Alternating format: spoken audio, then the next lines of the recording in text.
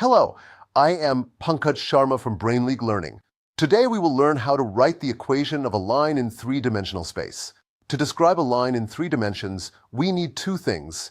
First, a point where the line passes, and second, a direction showing where the line is going. Let's visualize that. Now, let's write the vector equation. If the line passes through a point with position vector A and moves along direction B, then any pointer on the line is given by R equals a plus lambda times B. This lambda lets us move forward or backward along the line. If the point is x1, y1, z1, and the direction ratios are a, b, c, we can also write the Cartesian form as a set of equal fractions. This form compares how x, y, and z change together. What if we are given 2 points A and B? Then the direction of the line is simply b minus a. Let's show that visually.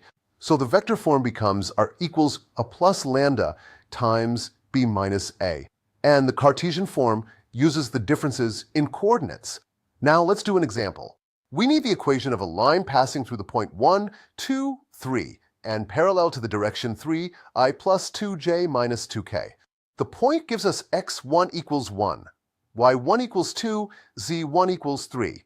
The direction ratios are equals 3, b equals 2, c equals negative 2. So the Cartesian equation is, and the vector form is, R equals I plus 2j plus 3k, plus lambda times 3, I plus 2j minus 2k. So remember, to write a line in three dimensions, always find a point and a direction. Then you can write both the vector form and the Cartesian form with confidence.